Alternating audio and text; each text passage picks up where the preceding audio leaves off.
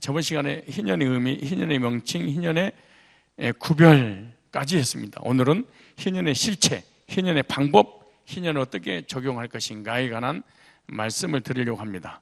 오늘 처음 나오신 분들을 위해서 조금만 더 어제 했던 말씀을 좀 드리면, 먼저 희년의 의미입니다.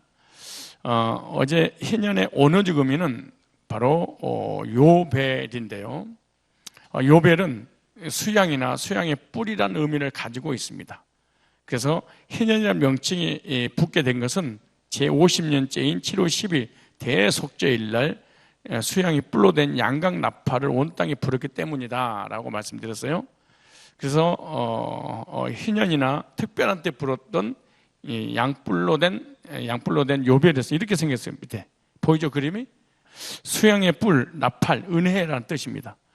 자, 그 다음에 희년, 요벨의 영적 의미가 있는데, 요두, 베이트, 라메드. 그래서 요두가 가져다주는 이 의미는 손, 뭐뭐 하게 하다, 능력, 운명, 신의 손, 일하다, 사역, 축복. 그 다음에 베이트, 집, 뭐뭐 안에, 가족, 혈통, 사역의 대상의 장소.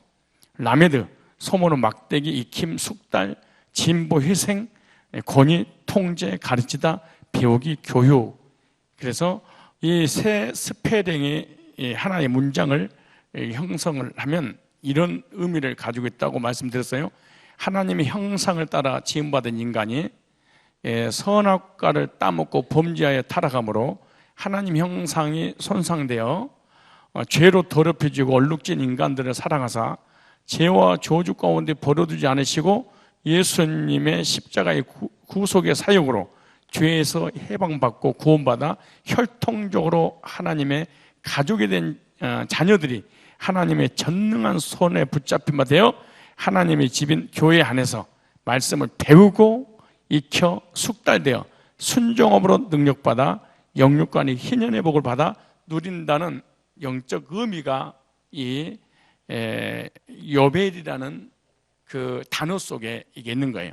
여기서 아주 중요한 말이, 우리 구원이 이론이 아니라는 걸 어떻게 알 수 있냐? 하나님의 형상을 따라 지음받은 인간이 선악과를 따먹고 죄가 들어오게 되고 죄로 인해서 하나님의 생명이 단절됐는데, 예수님의 십자가의 구속의 보혈로 죄사함 받고 하나님의 생명이 들어오는 순간에 혈통적인 가족의 뜻이 영적인 가족이 우리가 되는 것이죠. 그래서 가족들은 하나잖아요. 한 집에서 한 솥에서 어머니가 해준 똑같은 음식을 먹고 가족 공동체가 이루어지는 거잖아요. 영적으로도 마찬가지라는 거예요. 하나님의 가족이 된 자녀들이 하나님의 전능한 손에 붙잡히만 되어서 하나님의 집인 교회 안에서, 그래서 말씀을 통해서 구원을 받게 되면 구원의 확신이 생기죠. 구원의 확신이 갖자마자 제일 먼저 뭐가 생기냐? 교회에 대한 확신이 딱 생겨요. 그런데 이 복음을 통해서 이 구원의 확신을 갖지 못하게 되면 교회에 대한 확신이 안 생겨요. 여러분이 우리 교회를 10년을 다녀도 마음속에 내 교회다 이런 생각이 잘 안 들어요. 그래서 이사를 가거나 또 직장이 옮겨지거나 교회 문제가 생기면 미련 없이 교회를 떠나게 돼요. 근데 언제 교회가 이 땅에 생기냐? 오늘 이 요벨이라고 하는 이 단어 속에서 우리에게 주신 이 메시지의 내용처럼 실제로 구속 은총을 딱 받게 되면 하나님 집인 교회 안에서 말씀을 배우는 거. 그래서 구원받으면 제일 먼저 무슨 생각을, 말씀을 그렇게 그리워할 수가 없습니다. 근데 그 말씀 어떤 말씀이냐? 하나님 복음의 말씀을 그렇게 사모하게 돼. 근데 실제로 교회는 다니는데 이렇게 거듭난 적이 없으면요, 실제로 말씀을 사모하거나 교회를 사랑하거나 그리고 말씀을 배우고 익히고 설득하고 순종하는 이런 것이 되어 있지 않아요. 이렇게 되기만 하면은 어떻게 하나님께서 영육간의 희년을 실제로 주신다. 이게 바로 요벨이고 야벨이에요. 근데 우리가 이거 사실은 히브리어 모르잖아요. 근데 히브리어 의미도 모르잖아요. 몰라도 우리는 이미 구원받을 때 이게 딱 들어왔어요. 할렐루야. 여러분 그런 일 있으십니까? 이미 우리는 하나님 형상대로 지음받은 하나님 백성이 선악과를 따먹음으로 하나님 관계가 차단돼서 죄가 들어오고 죄로 인해서 우리는 불행이 시작되고 지옥 가야 되는데, 하나님께서 아들 예수님 보내주셔서 예수님의 생명을 주심으로 하나님 가족이 돼서 구원의 확신과, 그리고 교회 안에서 말씀을 배우고 듣고 싶고 순종하고, 그래서 우리 마음속에 실제로 희년의 역사가 일어난 경험을 실제로 했던 거예요. 희년이라는 단어를 설사 모르더라도 우리 마음속에 이 평안과 기쁨을 말로 표현할 수 없었겠죠. 이런 경험이 있죠? 있죠. 자, 그래서 글자 그대로 희년은 바로 신약의 은혜라 그래서 은혜. 무조건 이 희년은 은혜만 주시는 거예요. 그래서 누가복음 4장 19절 주의 은혜를 전파하게 하라. 희년은 하루만 지키는 것이 아니라 1년 동안 지켰다. 우리의 구원의 확신도 구원의 감격도 사실은 거듭나면 진짜 1년 이상 가죠. 정말 이렇게 가죠. 그래서 희년은 기쁨의 해이고 무슨 해다? 은혜다. 그래서 은혜를 받으면 우리 마음속에 평안이 임하고 얼마나 기쁘고 감격. 그 여러분 정말로 여러분 신앙생활 하면서 맨날 인상만 쓰는 것은 여러분 정체성을 한번 확인할 필요가 있어요. 이렇게 하나님께서 은혜를 공짜로 구원에 베풀어 주는데 그렇게 여러분 마음속에 평안이 없고 기쁨이 없고 웃음이 그렇게 없다면 생각해 봐야 되지 않겠어요? 자, 두 번째, 희년의 명칭. 희년에 여러 가지 명칭이 있어요. 희년해. 자, 첫째 무슨 해? 희년해 그랬어요. 두 번째 50년의 해, 50년에 이렇게 나와요. 그래서 모든 축복들을 잃어버리고 다 돌려주는 게 되돌리는 해. 그 다음에 무조건 은혜를 베풀어 주시니까 은혜해. 그 다음에 면제년, 빚을 뭐해? 면제시켜주는 애. 이 말씀을 듣는 순간 여러분 마음속에 한번 적용을 해보세요. 내가 내 마음속에 희년만 임하면 실제로 이런 일이 율법을 지키고 착하게 살고 선하게 살고 십계명을 지키고 도덕법을 지키고 이렇게 되는 게 아니야. 그런 죄를 저지른 사람에게 무조건 면제해 준다는 얘기라니까. 악한 사람들을 다 면제해 주는 거예요. 자, 그 다음에 모든 사람이 해방받는 애. 나팔소리 듣기만 하면 이제 해방되는 거잖아요. 그리고 희년은 50년에 한 번씩 있었다. 한 주의 안식은 주일이고 7년에 한 번씩은 안식년이고 안식년 7번 지나면 49년 다음에 뭐다? 희년이었다. 이렇게. 그래서 제50년을 어떻게 하고? 거룩히 하고 자유를 공포하라. 그렇게. 세 번째, 희년은 어떻게 구별했냐? 50년 되는 대속죄를 전국에서 나팔을 일제히 크게 불어서 못 듣는 사람 없도록 전 백성들이, 전국에 있는 백성들이 알아듣도록 이렇게 여기도 말씀했어요. 희년에 부는 나팔, 쇼파르죠. 쇼파르는 샤파르에서 왔다. 빛나게 되다, 아름답게 되다, 기쁘게 하다라는 뜻에서 유래됐습니다. 이 나팔은 양각 나팔로 이 나팔을 불 때 많은 사람들이 기뻐지며 빛나게 되고 아름답게 되는 것이다. 이 날에는 아무 노동도 하지 않고 오직 기쁨의 절기를 지켰던 날이 바로 희년에 부는 나팔이었다. 자, 그럼 나팔의 의미는 뭐냐? 새로운 시작이다. 그랬어요. 그 다음에 나팔을 불어, 테로아라는 단어인데요. 부르는 소리, 외치는 소리, 즐거움이란 뜻인데 이스라엘 백성들은 7월 1일 신년인데 신년을 지키는 건 바로 새로운 시작을 의미하는 것이다. 자, 두 번째, 하나님께서 나타나실 때 나팔을 불었다. 누가 나타나실 때? 하나님께서 나타나실 때. 세 번째, 하나님의 선포가 있을 때 나팔을 불었다. 그 다음에 재림에 예수님이 재림하실 때 이 천사장에 나팔 소리가 들릴 것이다. 그 다음에 나팔은 이스라엘 백성들의 삶이었다. 그래서 나팔하고 직접적인 관계가 있었겠죠. 왜냐? 나팔 소리에 따라서 가기도 하고 서기도 했다. 그 다음에 나팔 소리가 왜 그들의 삶이었냐? 나팔 소리를 듣고 복도 저주도 나팔로 선포된 거예요. 자, 그래서 나팔 소리에 세 번째 하나님께서 함께 하셨다. 그래서 이 나팔의 선포에 의해서 역사에 그래서 나팔절은 나팔 소리의 삶에 대한 기념의 절기였다. 자, 희년의 나팔 소리를 듣게 되면 어떻게 되냐? 포로와 종이 자유를 얻는다. 아주 가장 이제 중요한 것들이죠. 그 다음에 모든 죄를 용서받습니다. 언제가 됐든 자범죄가 됐든 희년만 되면 모든 죄가 그 죄인하고 관계없이 일방적으로 하나님께 베풀어진 은혜이죠. 지금까지 졌던 모든 빚이 다 탕감받게 되고, 잃어버린 땅을, 빼앗겼 땅을 다 다시 되돌려 찾게 되고, 잃어버린 기업도 되돌리게 된다. 이게 바로 그 희년이 되면 감옥도 문이 열려요. 용서받을 수 없는 죄를 짓고 사형수로 받은 사람이라도 희년이 되면 뭐가 난다? 풀려난다. 몸이 묶여있는 포로 인생이 묶여있는 종도 희년이 되면 영육간에 해방되는 날이 희년이다. 죄와 빚이 탕감되고 기업을 찾게 되고 재산이 회복되는 해. 얼마나 이스라엘 백성들에게 이 희년은 기뻤을까요? 희년을 맞이했는데 슬퍼하는 사람이 어디 있겠습니까? 그럼 희년이 뭐냐? 바로 복음이었다. 뭐였어요? 이스라엘 백성들 희년의 법은 복음이야. 하나님이 이스라엘 백성들에게 모형적으로 복음을 준 거죠.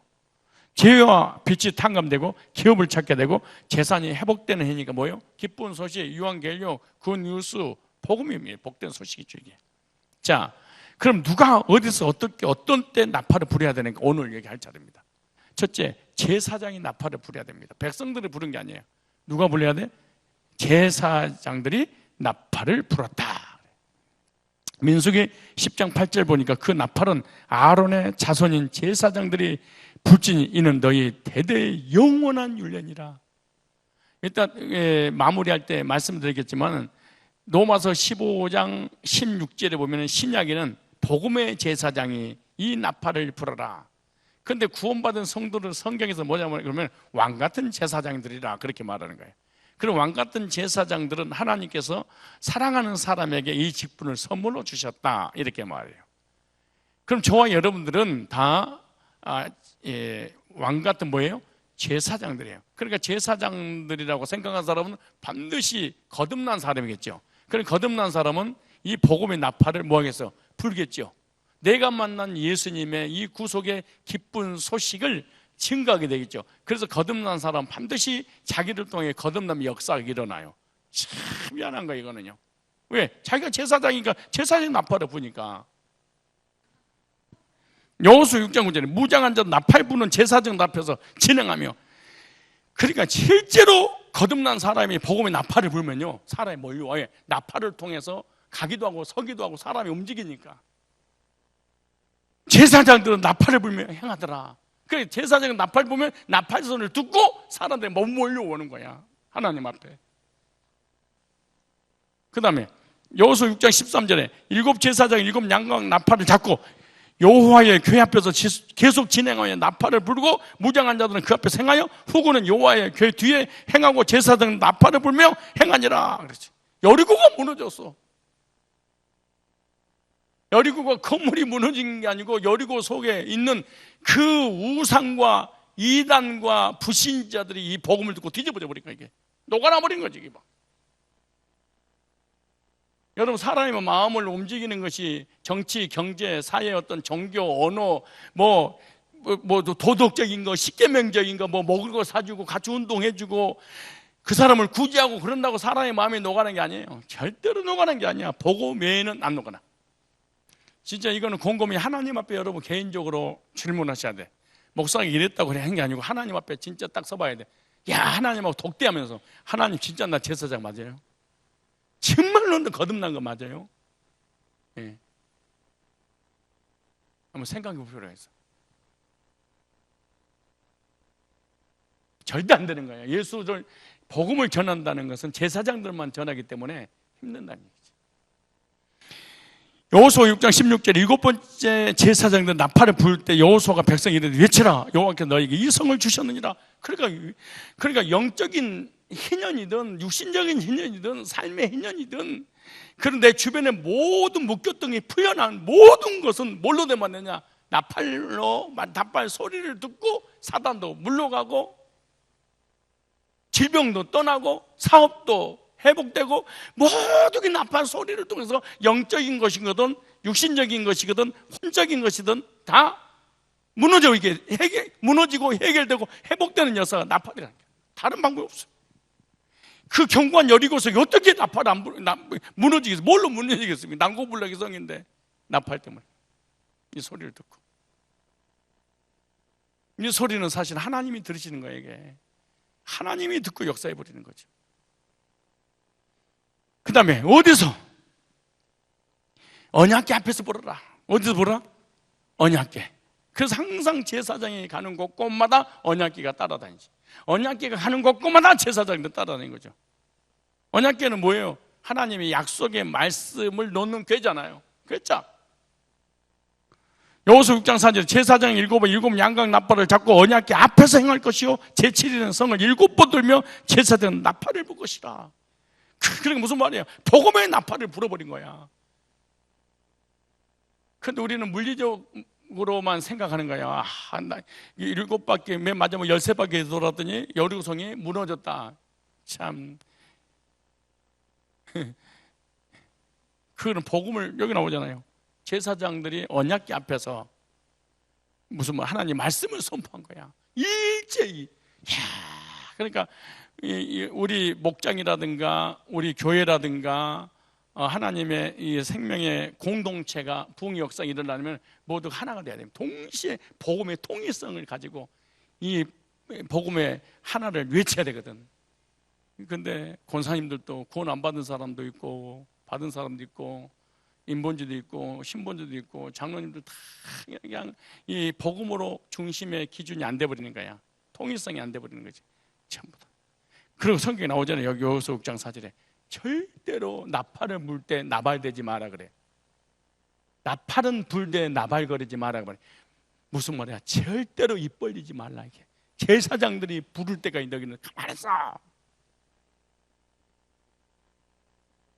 그러다가 동시에 외쳐라 그때까지. 그때 무너져 버리는 거지.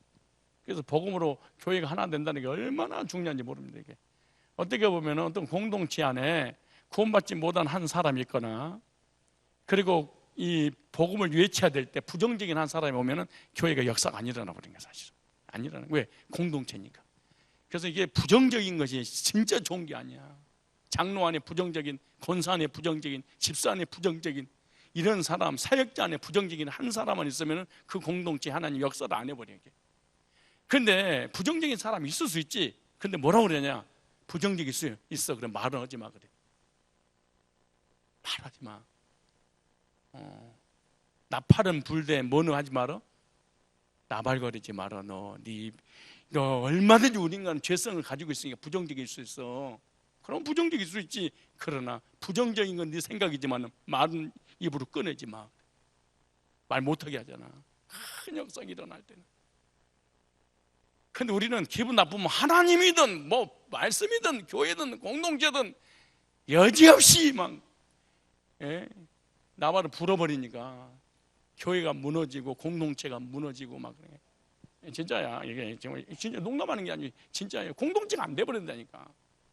우리 청년부에도 마찬가지. 부정적인 사람이 공동체에 딱 붙어 있잖아요. 그럼 더 이상 그 청년 부흥 안 돼요. 근데 그 청년들 중에 리더 중에 부정적인 사람이 있다. 그러면 예를 들어서 50명이면 100명 더 이상 부흥 안 돼. 딱 뭉쳐버려. 그걸 점점 줄어들어요. 참 신기해. 학생부도 마찬가지고 어떤 그 목장도 마찬가지야. 목장이 이 부흥되는 그 목장 보면요, 목자가 목을 딱 잡고 부정적인 얘기하면 화제 딱 바꿔버리고 딱 수동시켜버립니다. 정말로 이게 목자가 그때 목자가 이걸 딱 못해. 그러면 거기가 그 교제 장소가 사단이 좋아하는 장소로 바꿔버리게 돼. 이게 참 중요한 거야. 두 가지 문제예요. 하나는 구원의 문제고 하나는 나발거려서 그래. 인본주의적 언어 사용하지 마라. 생각해봐요. 얼마나 유성해. 여리고를 하루에 한 바퀴씩 마지막 날 13바퀴 돌아라. 돈다고 전쟁에서 이기겠냐고. 돌지. 한번 생각해. 그러니까 부정적인 사람이 얼마나 많이 있었겠어. 아니 여리고를 하나님 주신다고 그랬어. 여리고성을. 근데 그냥 전쟁으로 무기 가지고 싸워야 되는데 그냥 돌래. 그럼 돌면서 도는 사람이 있었겠어. 그 부정적. 사람이 안 믿어지는 지사장인데 안 믿어지니까 말을 터뜨려 버리는 거야. 그래서 공동체를 어지럽히는 거지.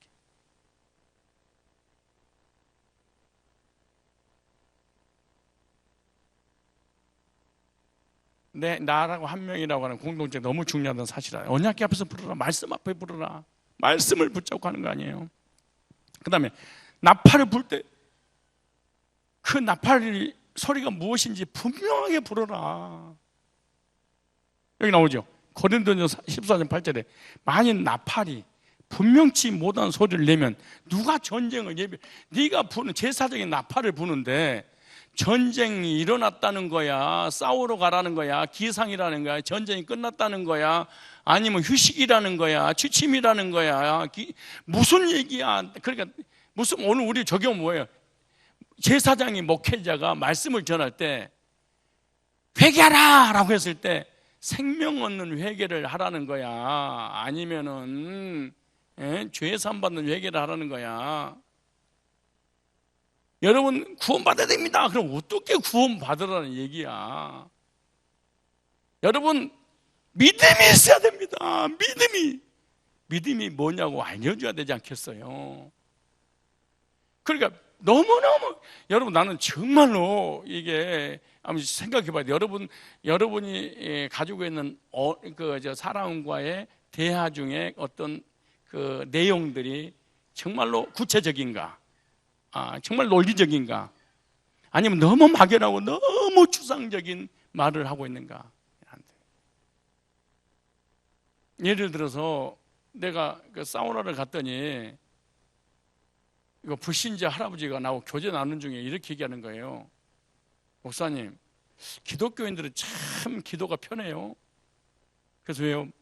말빨이 딸리면 하나님, 성령님, 그리스도, 예수님 거시기 정말로 참말로 진짜로 이래도 몇 시간 하던데요. 그래. 이게 불신자가 나한테 그러더라니까. 그러니까 무슨 말이냐, 머릿속에서 문장이 안 만들어지면은, 문장이 만들어져서 언어로 표현이 되는데 문장에서 안 만들어져, 평상시에 기도도 안 하고 성경도 안 보고 머릿속에 든 게 없으니까, 하나님 아버지 정말이지 주님, 그래서 아버지 하나님, 오늘 성산교회 부흥의 날입니다. 정말로 진심으로 주님 아버지 하나님, 주님 아버지 주여 그리스도시여, 성령의 충만함을 허락해 주셔서 정말로 거시기해서 그렇지만 주님, 예수님, 성령님, 아버지 하나님, 그리스도시여, 희년을 성도들이 다 맛보도록 주님, 아버지, 성령님, 하나님, 그리스도시여, 정말로 진짜 이렇게 하면 안 돼요. 평상시 기도 안 해서.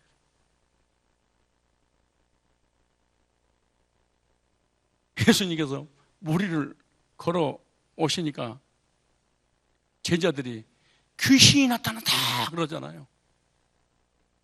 베드로가 탁 앞장서서 귀신이라니, 주님이 내가 알고 있는 그 그리스도가 맞습니까? 그럼 저를 무리로 걸어오라고 해서 무리 쫙 걸어오는 거야. 근데 물이 퐁당 빠졌잖아. 주여 내가 죽게 되나이다. 이 말씀 한마디가 한국에 있는 목회자들이 먹고 사는데 지장이 없어. 주님을 바라볼 때는 무리를 걸어갔었는데 주님 바라보지 않고 파도를 바라보니까 빠졌다. 여러분, 주님을 바라보세요. 이게 참 맞는 말인 것 같은데 사기야 이게. 이게 나팔을 잘못 부른 거지. 이게 왜 사기냐, 말장난이냐. 베드로는 예수님 바로 진짜로 거시적인 예수님이 눈으로 육안으로 시간과 공간에 초월되지 않는 상태에서 우리처럼 이를 보고 있었으니까 주님 봤지. 그런데 지금 우리는 어떻게 보는 거야? 주님 어디 계신 거야? 어떻게 보는 거야 이거? 어떻게 주님을 바라보십시오. 주님을 바라보시지 않고 파도를 바라보고 문제를 바라보고 환경을 바라보고 상황을 바라보고 사람 바라보면은 우리는 환난을 못 이깁니다. 주님을 바라보십시오. 주님! 그러면 울고 불고 난리를 쳐. 근데 집에 가서 어떻게 바라보는 거야?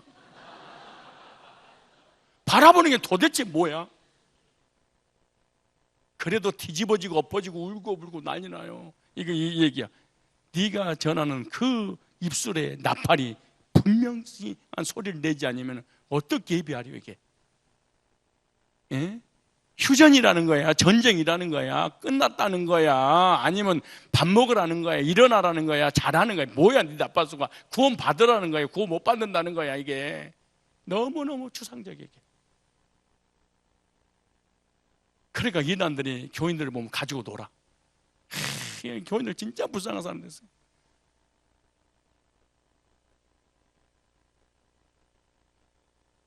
나팔을 어떻게 불어라? 분명하게 불어라. 자, 어떨 때 불어야 되냐? 네 번째, 회중과 족장을 소집할 때 나팔을 불었습니다. 자, 보세요. 나팔 2개를 불 때는요, 온 회중의 해막 앞으로 나와야 됩니다. 민수기 10장 3절에 두 나팔을 불 때는 온 회중이 해막문 앞에 모여서 네게로 나올 것이요. 나팔 1개만 불 때는 이스라엘의 천부장된 지휘관들이 모두 여호와 앞에 나와야 된다. 이렇게 민수기 10장 4절에 하나만 불 때는 이스라엘 천부장된 족장들이 모여서 네게로 나올 것이며, 그런데 나팔을 1개 불 때, 2개 불 때, 2개 불 때는 전체가, 1개 불 때는 리더들만 나오게 하는 거죠. 성경이 구체적으로 되어 있습니다. 그럼 나팔이 뭐냐? 계속해서 반복해서 말씀드린 건 나팔은 복음입니다. 뭐예요? 복음이 분명해야 됩니다. 복음 무슨 말이냐? 예수 믿으면 구원받고 천국 갑니다. 복음은 뭐예요? 몰라요. 어떻게 구원받는 거예요? 몰라요. 이렇게 하면 안 돼. 또한 지도자들도 복음의 말씀을 듣고 주님께로 모여야 됩니다.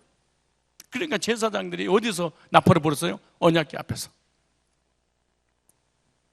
십자가의 진리의 말씀, 복음을 듣지 못하면 교회에 마당만 밟은 것이지 거룩한 성에 이 희년의 놀라운 은혜를 경험하지 못하게 되는 거예요. 아무리 신학을 하고 직분을 가지고 있어도 이 사람에게 하나님 제사장의 은혜를 주지 않았으니까 나팔을 불지도 못하고 또 듣지도 못하는 거야. 그럼 결국 뭐예요? 마당만 밟는 거야. 그러니까 하나의 종교인이 되고 마는 거지. 자, 근데 언제? 성막진을 옮길 때 나팔을 불었어. 뭘 옮길 때? 성막을 옮길 때. 광야의 성막을 계속 옮겨 다녔잖아요. 그러니까 텐트지. 자, 이스라엘은 성막의 진을 따라 살았어요. 성막의 구름기도 옮겨질 때마다 이동했습니다. 민수기 10장 5절에 너희가 그것을 올려 불 때는 동편 진들이 진행할 것이고, 이게 나오죠. 이게 중요하니까 10장 5절 한번 다 같이 읽어보세요. 시작. 너희가 그것을 올려 불 때는 동편 진들이 진행할 것이고, 그렇게 말하잖아요. 그 다음에 나팔을 불어서 질서 있게 어느 지파가 먼저 갈 거니 가르쳐 주셨어. 아, 그래, 나팔은 질서를 잡아주는 거야. 복음은요, 질서를 잡아줘. 신기한 거야. 아무리 기도하고 교회를 오래 다니고 직분을 갖고 은사를 받고 엎어지고 넘어지고 다 해도 실제로 말씀의 질서가 안 잡혀. 신앙의 질서가 안 잡혀. 혼돈해, 혼돈. 믿음이 뭔지, 회개가 뭔지, 구원이 뭔지 전혀 질서가 안 잡혀. 신앙의 질서가 안 잡히는 거야, 이게.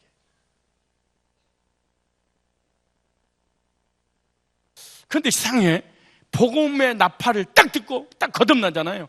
그러면 신학을 안 했는데 신학한 사람 못지않게 질서가 딱 잡히는 거야. 율법과 복음, 내 의와 하나님의 의, 인자와 어미, 창세부터 요한계시록까지 말씀이 다 질서가 잡혀야 돼. 이게 구원이고 이게 복음 받은 사람이야. 근데 실제로 이 복음, 이 나팔이 딱 나한테 들려서 딱 구원받지 못하잖아요.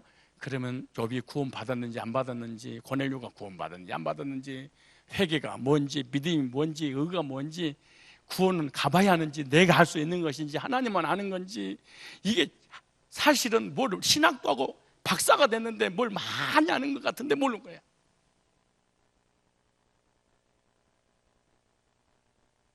머리가 너무너무 비상하고, 그래서 신학을 해서 목회자라고 교수를 해도 이게 분별 안 돼. 뭘 못 들으면 이 복음의 나팔을 딱 불 때 이쪽 지파는 이쪽으로, 저쪽 지파는 저쪽으로 착착착착 일사불란하게 탁 이렇게 질서를 잡아가지고 옮길 거 아니에요. 무슨 말이야? 이게 복음을 전할 때 우리 뇌 속에 진리와 비진리가 탁 하나님 거고 세상 내 것과 하나님 것이 딱 질서가 탁 잡혀. 근데 거듭나기 전까지는 이게 안 잡혀. 아무리 내가 잡으려고도 안 돼. 기도하고 금식해도 안 돼. 성경을 천독을 읽어도 안 돼. 나팔이 내 아래에 들리지. 근데 사람들이 마당만 받고 있는데 마치 자기가 질서는 전혀 안 잡혔는데 혼돈과 공허, 흑암의 기품이 있는데 자기가 구원 받은 걸 좀 착각하고 살아가는 거예요. 마치 고넬료가 베드로를 만나기 전에 환상을 보고 천사를 만나고 음성을 듣고 기도응답 받고 이런 신비로운 세계를 실제 체험했잖아요. 그리고 하나님 섬겼잖아. 예수님의 도도 알고 있었잖아. 하나님 경외하는 것도. 그리고 기도하고. 이것이 거의 구원인 줄 착각하고 살아. 왜? 베드로 동안 복음의 나팔을 못 부르니까. 학교에서 회계나 무엇인가 전하고 있는데 질문을 해요. 그 질문 있습니다. 그래, 뭐예요? 그랬더니 사도 바울이 율법주의였지만 예수님이 메시아가 오실 것을 기다리다가 예수님이 오신 예수님이 메시아인 것을 모르고 예수 믿는 사람 핍박하고 이단이라고 그러면서 감옥에 쳐놓고 막 그랬었잖아요. 그런데 잘 보세요. 얼마나 질문거리가 되는가? 질문거리가 되는가 잘 봐요. 복음을 잘 들어봐봐요. 자 봐.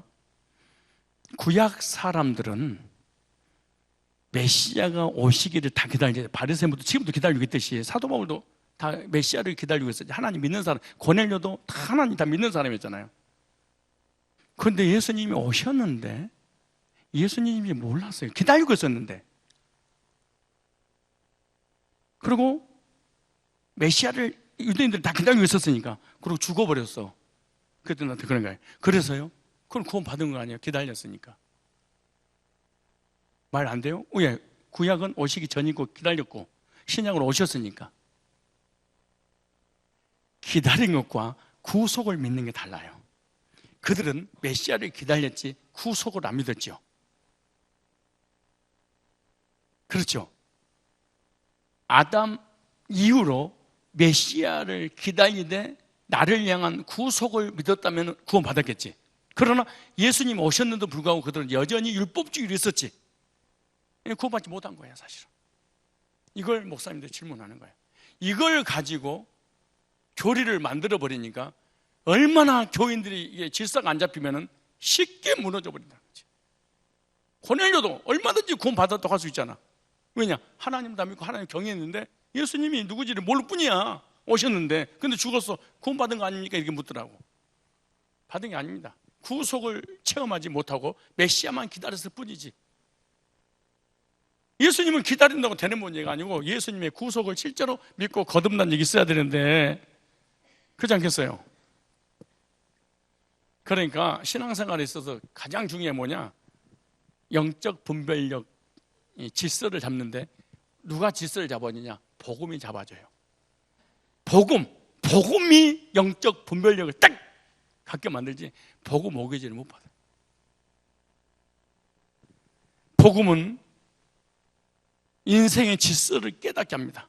복음의 말씀은 나의 삶의 지침이 되고 살아갈 방향을 제시해줘. 그분이 바로 예수 그리스도예요.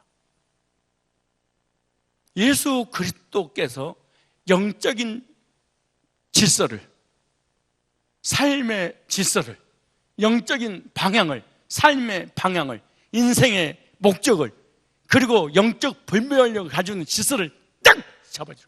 그래서 거듭난 사람은 절대로 그래서 이단한테 안 넘어가는 거야. 이단에 빠진 사람 100명이다. 100명 다 구원 못 받고 정통교회 다니면서 구원 못 받아서 그런 거야. 복음의 나팔을 듣고 실제로 거듭나면 제일 먼저 뭐를 가냐? 분별력을 가져요. 그리고 성경 66권이 샘솟듯이 쏟아나는 영적 원리가 딱 들어오게 돼 있어.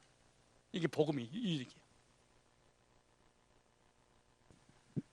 복음이 선포될 때마다 나의 삶에 기쁨이 넘치게 되고 주님이 인도하신 대로 가게 돼. 그래서 말씀 앞에, 언약궤 앞에서 뭐해라? 나팔을 불어라. 무슨 말이야? 진짜 여러분들이 구원 받았으면요, 강대상의 말씀이 어떤 말씀이 전해지더라도 그 말씀을 따라 양들이 가는 거예요. 근데 나는 구원 받았다고 하면서 세상 것 따로, 목사님 말씀 따로, 내 이념 따로, 목사님 이념, 이런 것은 전부 다 거짓말입니다. 사실은 절대 그럴 수 없습니다. 이게 절대 그러지 않아요. 왜? 이 사람은 아직 생명이 들어가기 전이기 때문에 자기 주관이 너무 분명한 상태에서 신앙생활을 하는 거예요. 거듭나야 되게. 자, 어떨 때는 또 뭐냐? 대적을 치러 갈 때 나팔을 불었어요. 뭘 칠 때? 대적을 치러 갈 때. 자, 보세요. 민수기 10장 9절에 또 너희 땅에서 너희가 자기를 압박하는 대적을 치러 나갈 때는 나팔을 크게 불지니 그리하면 너희 하나님 여호와가 너희를 기억하고 너희 대적에게서 구원하시리라.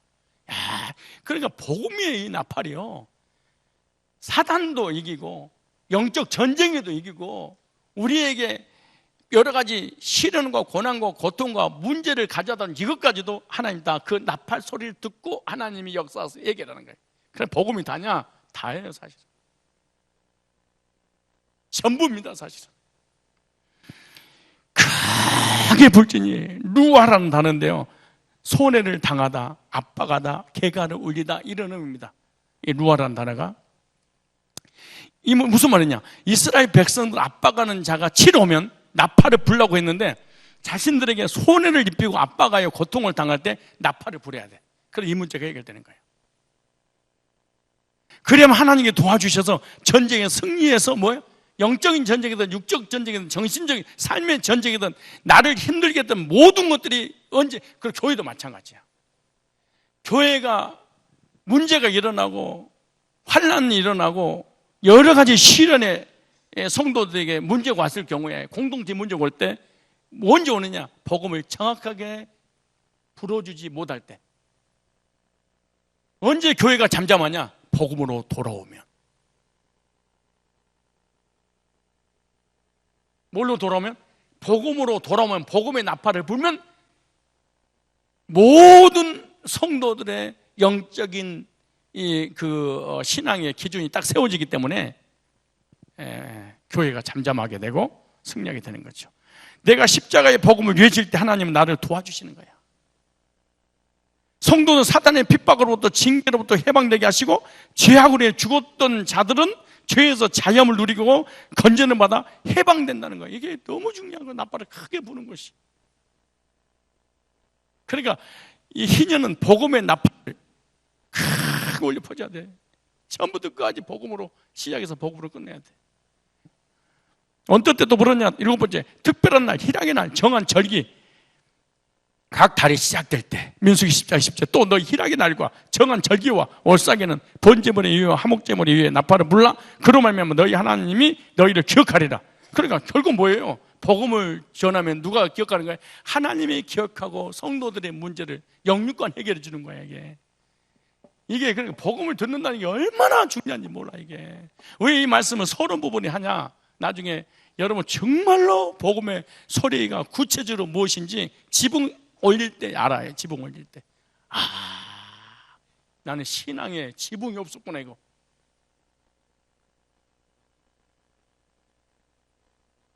지붕 없는 집 흉물로 남는 거예요. 자, 나팔을 불 백성들을 각성시키며 국가의 희망을 불어넣었어요. 국가를 살리는 것도 복음의 나팔입니다. 왜 한국이 무너져버린 줄 아세요? 이렇게 한국에 복음이 없고 이단이 판을 치는 거야. WCC부터 시작해서 인터코부터 시작해가지고 신사도부터 시작해서 신비주의부터 시작 한국 교회를 완전히 자극했습니다. 여러분들 언젠가 복음을 듣고 실제로 거듭난 적이 있으면, 또 거듭나기만 하면 정말로 영적인 분별력을 갖게 될 줄로 믿습니다. 왜냐? 하나님께서 기억하고 계시기 때문인 거예요. 하나님이 나를 기억하는 게 아니에요. 복음을 선포할 때 그 복음을 기억하고 그 복음을 전하고 믿는 자를 하나님이 해결하고 회복시켜 주는 거예요.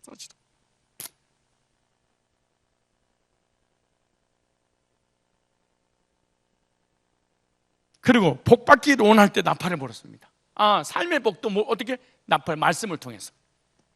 그리고 영적인 복이든 삶의 복이든 전부 다 뭘로? 나팔을. 뭘로? 복음으로. 그러니까 여러분이 실제로 인격적으로 복음 만나야 돼.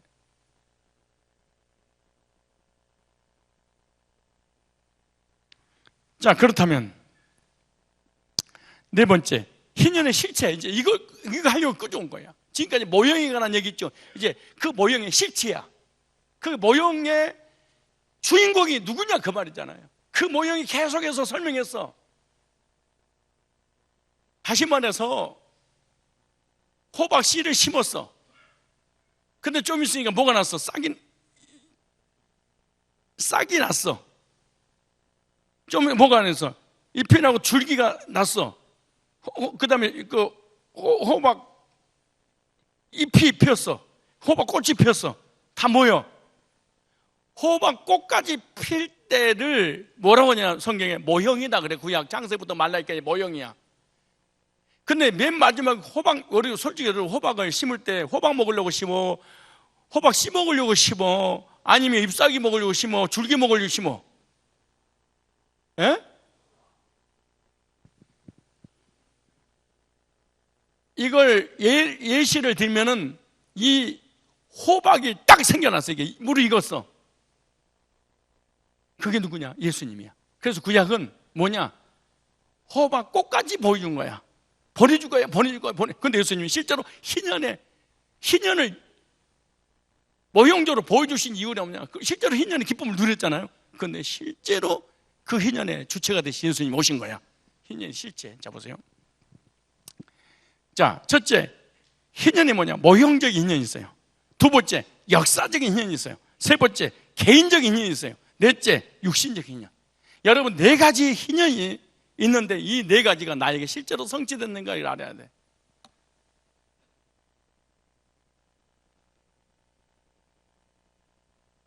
오늘 이 밤에 집회의 둘째 날 나오신 모든 분들, 이 네 가지 희년 중에 나의 희년은 무엇인가? 어떤 희년을 맞아야 될 것인가? 되게 희년의 나팔을 내가 불고 있잖아요. 그 나팔 소리를 듣고 하나님이 기억하시잖아요. 누구를? 이 나팔 소리에 대한 복음의 말씀을 듣고 여러분들을 하나님이 믿는 자들 기억을 해서 하나님이 해결해 주는데, 먼저 모형적 희년입니다. 이 모형적 희년은 아까 제가 서론에 말씀드린 것처럼 예수님 오실 때까지 50년에 한 번씩 있어요. 몇 년에 한 번씩? 언제까지? 수사천 년이라는 세월 동안에 50년에 한 번씩 꼭 희년이. 근데 이스라엘 백성들은 실제로 50년 하면 그 실제로 있었고, 근데 이 이스라엘 백성들의 이 모형적 희년은 예수님에 대한 모형이었다 그래. 그러니까 희년의 실체이신 예수님 모형이고, 두 번째, 구원 받을 성도들에 관한 모형도였다. 예. 이 모형적 희년을 이해를 하면 올기가 나와. 올기가 나와야지 나한테 적용이 되어지는 거지. 근데 모형적 희년을 통해서 올기가 안 나오면은 우리의 신앙은 유대인적 신앙이야. 여러분, 여기서 중요한 말이야. 구약을 읽는데 여기서 예수를 못 찾아냈다. 그럼 이 사람은 유태교인입니다. 내가 구약을 가지고 예수님을 끌어낼 때 핍박을 했다. 그럼 이 사람은 사실은 유대교적 신앙을 가지고 있어서 그런 거야. 자, 그럼 역사적 희년이에요. 자, 모형적 희년이 있었어요. 여러분, 무슨 건물을 지을 때 설계도가 있는 것처럼 어떤 배를 만들기 전에 먼저 배의 모형을 만들잖아요. 마찬가지로 구약이 실체는 아닌데 실체 같은 역할을 실제로 하긴 했어. 자, 역사적 희년. 예수님이 오셔서 이거는 역사적 희년은 영적 희년인데 십자가에서 단번에 성취했어요. 이걸. 그러니까 단번에 성취했으니까 50년에 한 번씩 드려진 희년은 드릴 필요가 없지. 왜? 예수님께서 실제로 성취했으니까. 왜? 예수님 관한 거니까. 자, 예수님 오셔서 지구 역사에 십자가에서 몇 번에? 단번에 자기 몸을 박으심으로 구약의 예언을 성취하신 거야. 누가 그거 갖다 그래서 그 구약의 희년을 신약에서 은혜해 이렇게 말해요. 보세요. 누가복음 4장 18절에 주의 성령이 내게 임하셨으니 이는 가난한 자에게 복음을 전하게 하시려고 내게 기름을 부으시고 나를 보내서 포로된 자에게 뭐를? 자유를, 눈먼 자에게 다시 보게 함을 전파하여 눌린 자에게 뭐를? 자유케 하고 4장 19절 시작 주의 은혜를 전파하게 하려 하심이라. 구약의 은혜가 뭐였어요? 희년. 그 희년을 예수님의 몸으로 직접 십자가에서 성취했어. 그래서 지구 역사에 몇 번 있는가요? 한 번. 이걸 영적인 희년이라 그래요. 나 영적인 희년. 이거 아주 너무 중요한 거예요, 이게. 그런데 모형적인 희년을 모르면 역사적인 영적인 희년을 이해한다는 힘들고, 영적인 희년을 이해를 못하면 내가 구원받은 단번에 얻는 이 거듭남의 개인적 희년을 이해를 못해. 그래서 교회에서 복음을 못 전하는 거야. 이런 메시지를.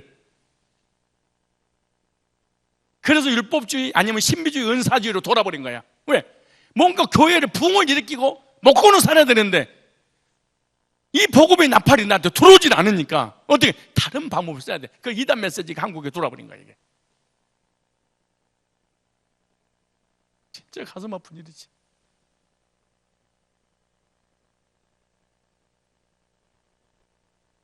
요한복음 19장 30절 예수께서 신포도주를 받으시러 가라사도 다 모였다 이루었다 하시고 머리를 숙이고 영원히 돌아가시니라. 십자가에서 완성했어. 예수님께서 오셔서 은혜를 선포한다는 말은 뭐요? 희년을 선포하는 거야. 뭘 선포했어요? 그래서 은혜는 뭐냐? 구원의 메시지입니다. 지금 이스라엘 백성들 희년은 전부 다 뭐 해주고 영적으로 정신적으로 육신적으로 삶에 뭐야? 해결해주고 구원해준다는 거잖아요. 예수님이 그러시죠. 예수님이 오셔서. 그 역대상 16장 23절에 온 땅에 여호와께 노래하며 그 구원을 날마다 선포할지어다. 구원의 메시지입니다. 희년은. 예수님은 복음을 선포하심으로 영적 나팔을 이루셨어. 뭘로? 예수님 직접 오셔서 내가 구약의 희년의 모형의 실체다. 그걸 이루려고 왔다. 예수님이 그러신 거예요. 그래서 말씀을 선포하는 것이 뭐냐? 나팔이 음입니다. 예수님께서 구약에는 나팔을 부르는데 신약에는 말씀을 선포했죠. 이게 달라요. 구약에는 실제로 양각 나팔을 뭐였어요? 제사장들이 불었어. 그런데 대제사장이 예수님은 뭘로 부른 거예요? 나팔을. 예수님이 신약에 가서 나팔 불을 때 말씀을 전했어요. 말씀을. 그리고 신약의 제사장들도 성도들을 하나님에게 기억하게 하시려면은 뭘 전해야 돼? 복음의 말씀. 율법을 가리키고 은사를 가리키고 신비를 가리켜서 희년이 맞는 게 아니에요. 기도를 가리켜서 희년을 맞지 주여 삼차가면서 희년이 오는 게 아니에요.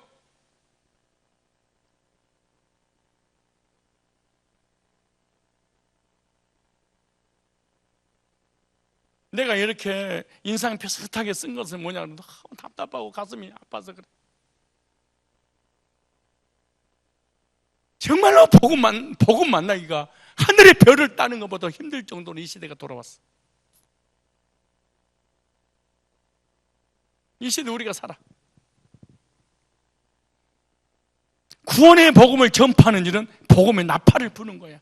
복음을 제시해서 죄인들이 죄산받고 거듭나서 구원의 확신을 가졌다. 그럼 하나님이 기억하신 바가 돼. 그래서 교회 다니면서 구원 상담이라는 걸 들어보지 못하고 죽어.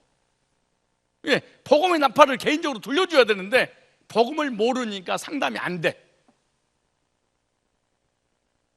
그러니까 목사가 되고 장로가 되고 권사가 되고 집사가 됐는데 거듭난 적이 없어. 그러니까 복음을 못 전하는 거예요.